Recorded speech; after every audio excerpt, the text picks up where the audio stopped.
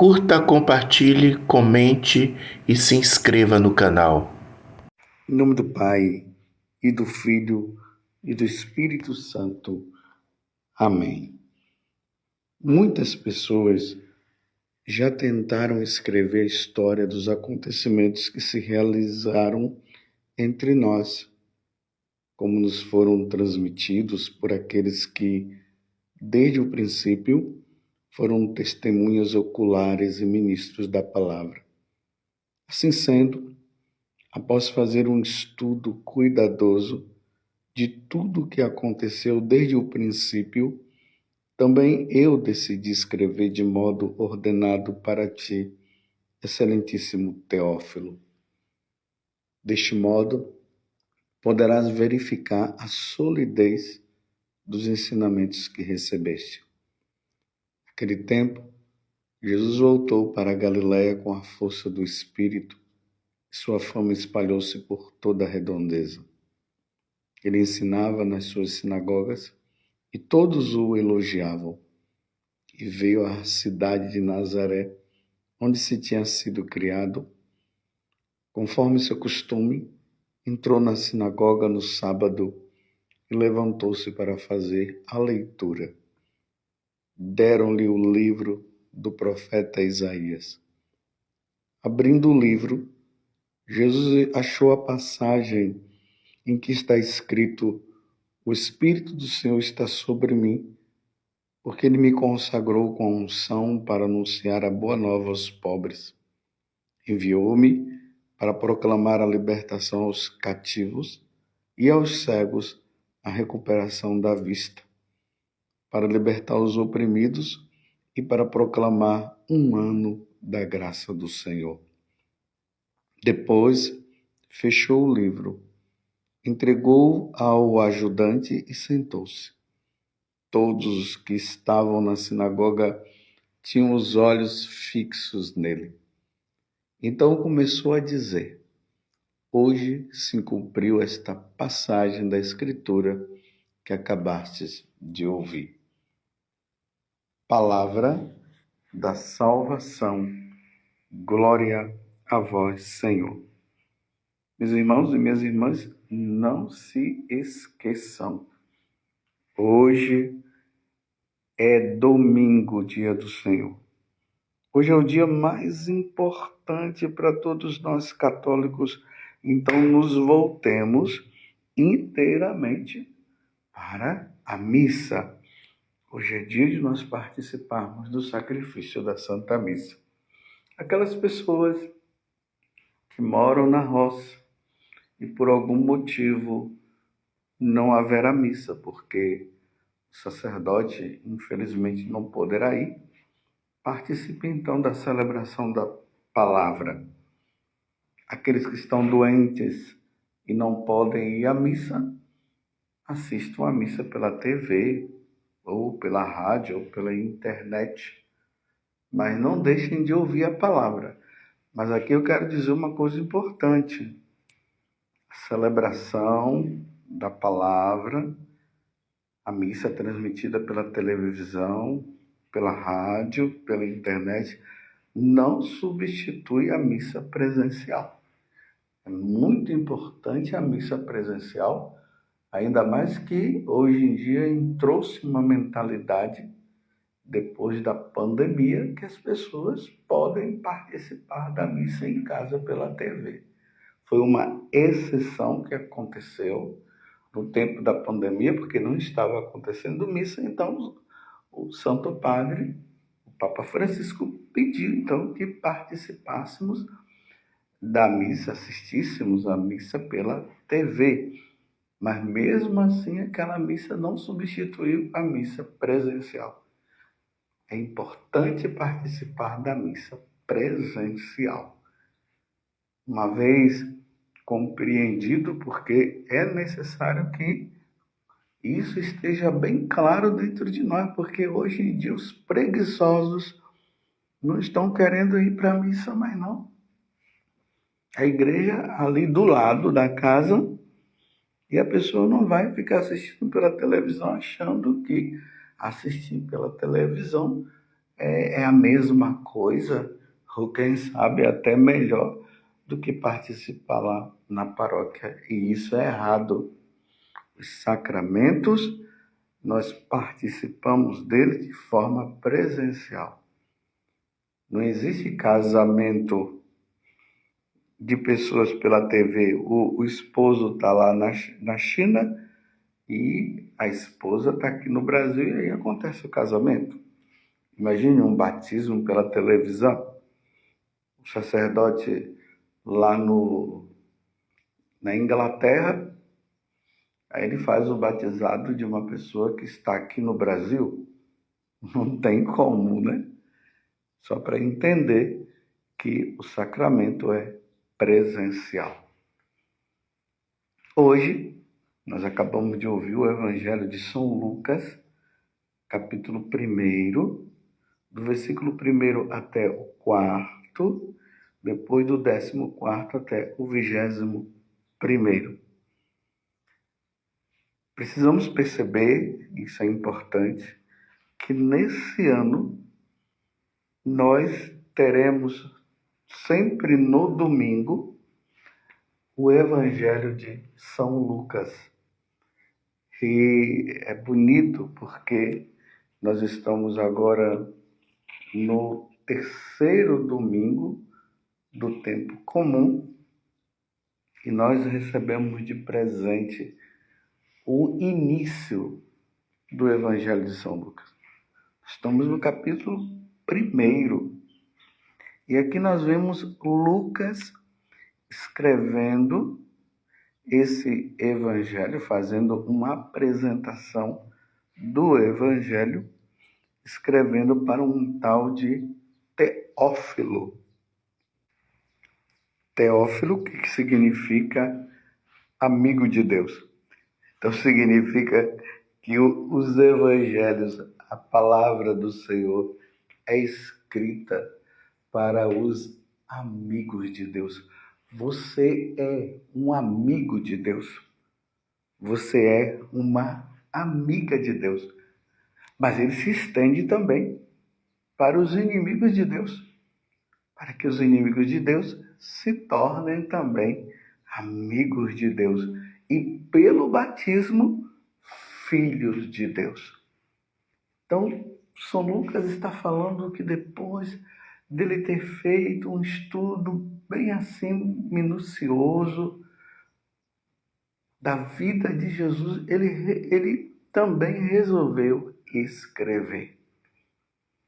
E aí ele começa a narrar esse fato belíssimo que nós acabamos de ouvir. Jesus cheio do Espírito Santo, cheio da força do Espírito. Ele volta da Galileia. A sua fama estava se espalhando por toda a redondeza. Ele ensinava nas sinagogas e era elogiado por todos, até que ele foi para Nazaré e entrou na sinagoga de Nazaré e abriu aquela passagem maravilhosa do livro do profeta Isaías, capítulo 61. O Espírito do Senhor repousa sobre mim, porque me enviou para levar a boa nova, para salvar aquelas pessoas que estavam cativas.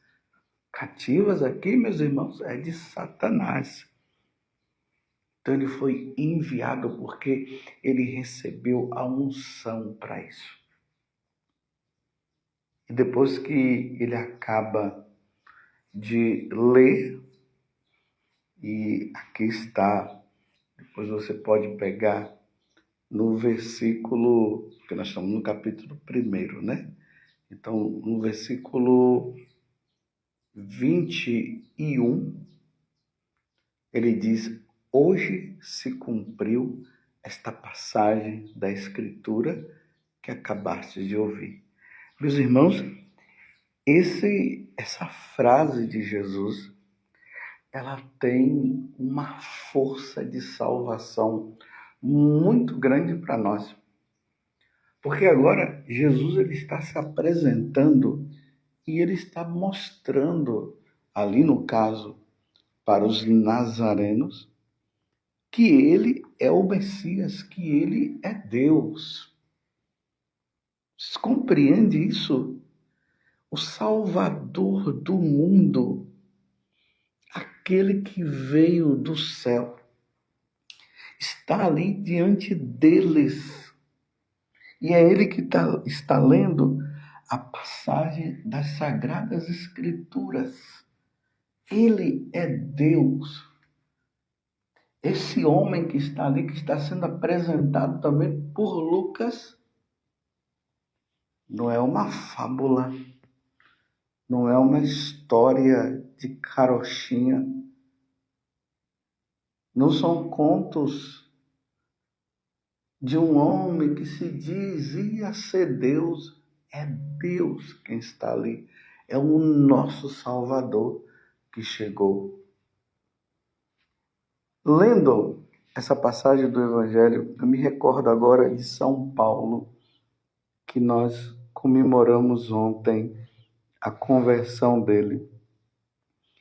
No capítulo 17 dos Atos dos Apóstolos, que também foi escrito pelo evangelista Lucas, ali narra que Paulo ele foi para a cidade de Atenas. E quando ele chegou em Atenas, ele ficou assim com muita compaixão daquele povo, porque aquele povo tinha muitos deuses. Eles ainda não tinham se encontrado com o Deus verdadeiro. E aí ele começa um discurso ali diante daqueles filósofos e dos atenienses que estavam lá. E ele começa dizendo assim: cidadãos atenienses. O Evangelho diz, Atos dos Apóstolos, capítulo 17, versículo 22. São Paulo diz: cidadãos atenienses, vejo que, sob todos os aspectos, sois os mais religiosos dos homens. Pois, percorrendo a vossa cidade e observando os vossos monumentos sagrados, encontrei até um altar com a inscrição ao Deus desconhecido. Ora bem, o que adorais sem conhecer, isto venho eu anunciar-vos. Então, o que estava acontecendo ali? Paulo chega num lugar em Atenas, num lugar chamado Areópagos, onde tinha as diversas divindades. E aqui nós precisamos entender que eram divindades criadas pelos homens. Eles adoravam aqueles deuses pensando que eles eram deuses verdadeiros e, na verdade, não eram deuses verdadeiros coisa nenhuma. Compreendeu? E aí Paulo, ele tinha que anunciar e mostrar para eles quem é o Deus verdadeiro. E é importante notar que numa sociedade paganizada, onde as pessoas creem nos deuses deles, embora tenham sido criados, mas eles acreditavam que eram verdadeiros, e chega uma pessoa e diz assim: olha, esses deuses aí não são verdadeiros coisa nenhuma. É como a pessoa colocar a cabeça dele para ser ali decapitado. É para colocar o pescoço, a decapitação, se não colocar o pescoço também para ser enforcado, porque é uma grande ofensa. Mas Paulo, usando de muita sabedoria, ele olha e vê que tinha um altar lá, escrito ao Deus desconhecido. Ele disse: opa, é por aqui que eu vou. E aí Paulo, a partir daquele altar dedicado a um Deus desconhecido, ou seja, não tinha imagem nenhuma, ele apresenta Jesus para aquele povo. Quando Jesus chega, meus irmãos, todos os ídolos caem por terra. Toda idolatria cai por terra. Todo o paganismo cai por terra. Em outra passagem, Paulo ele vai dizer que até então, até o momento em que Jesus não tinha vindo à face da terra, Deus havia permitido, que as pessoas ficassem ali na ignorância. Deus não levava em conta a ignorância de todos os povos. Mas agora, com a vinda de Jesus, não vai levar mais em conta a ignorância.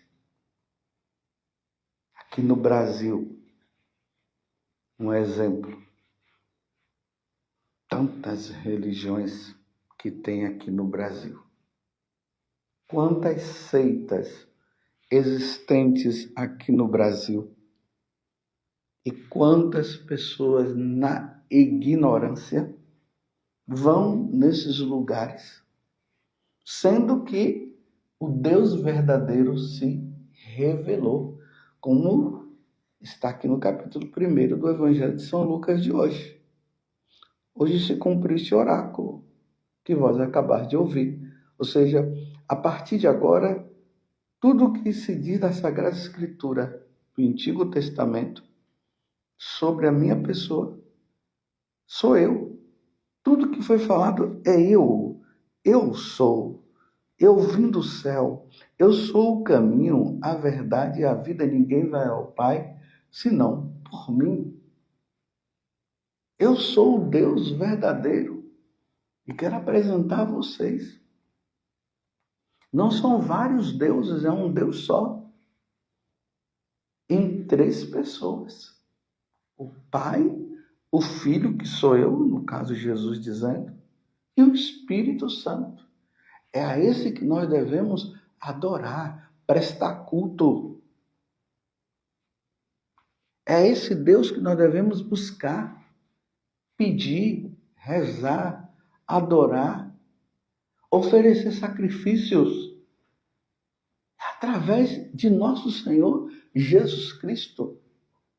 Não tem cabimento, aqui eu falando da nossa realidade do Brasil, e nós, brasileiros, estarmos indo em lugares onde Jesus não é professado, não é dito, não é adorado como Deus. Em lugares onde o sacrifício é oferecido não ao Pai por meio de Jesus Cristo, mas aos deuses aí paganizados com outros nomes. Por exemplo, também na África, não tem cabimento as pessoas ainda estarem oferecendo cultos pagãos lá na Oceania, aquela região lá, não tem cabimento, o pessoal está ainda usando daquelas questões de voodoo. Jesus se revelou o Deus verdadeiro. Todos esses tipos de crenças, elas caem por terra diante de nosso Senhor Jesus Cristo, porque Ele é o Deus verdadeiro. Não há salvação se não for por meio de nosso Senhor Jesus Cristo. Nos Atos dos Apóstolos, capítulo 4, versículo 12, lá vai dizer isso também. Não há salvação se não for por meio de nosso Senhor Jesus Cristo. Então, nós todos precisamos agora nos voltar diante desta pessoa, que na verdade é uma pessoa com 2 naturezas, a natureza divina e a natureza humana. Mas um único Deus e Senhor e Salvador. Não tem cabimento mais um católico ir em busca desses homens e mulheres que ficam lendo as mãos Não tem cabimento nós, católicos, estarmos indo atrás de questões de signos e ficar ouvindo, lendo questões de signos para ali eu saber como é que a minha vida vai ser. Não tem cabimento nós buscarmos saber as coisas referentes ao nosso futuro. Está entendendo? Não adianta nós, católicos, batermos os tambores para receber aqueles espíritos. Não, meus irmãos, agora nós estamos diante de um Deus que se revelou e que veio do céu, que morreu na cruz e derramou o sangue para nós, pela nossa redenção, que ressuscitou, depois da sua morte, ele ressuscitou o terceiro dia e subiu aos céus, e que enviou os apóstolos para pregar a boa nova. E ontem nós celebramos a conversão de São Paulo, que ele era Saulo, perseguidor da igreja, e depois da conversão, diante do encontro que ele teve com Deus verdadeiro, com nosso Senhor Jesus Cristo, ele passou a anunciar a boa nova, que eu acabei de narrar agora para vocês, um trecho dos Atos dos Apóstolos, capítulo 17. E se você puder, leia esse capítulo 17 que você vai ver. Você está compreendendo? Por isso que hoje é domingo, por isso que hoje é dia do Senhor. Por isso que nós, católicos, nos voltamos para prestar o verdadeiro culto a Deus, o sacrifício da Santa Missa. E aqueles que estão ainda voltados para questões de voodoo, aqueles que estão voltados ao culto a Satanás, o satanismo, aqueles que estão nessas religiões que não proclamam que Jesus é o Senhor e Deus, todos eles precisam também acolher a boa nova. Hoje se cumpriu este oráculo que vós acabais de ouvir. Jesus Cristo é o nosso Senhor. A Ele o louvor, a honra, a glória. E nós pertencemos inteiramente a Ele. Nós somos dele.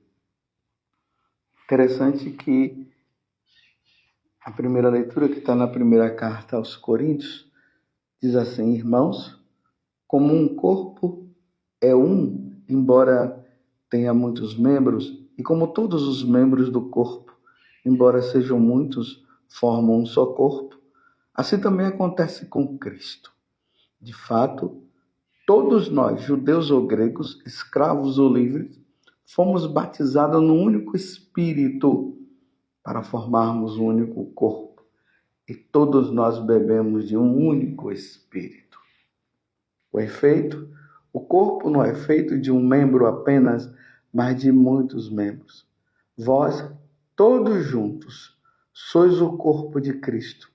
E individualmente sois membros desse corpo.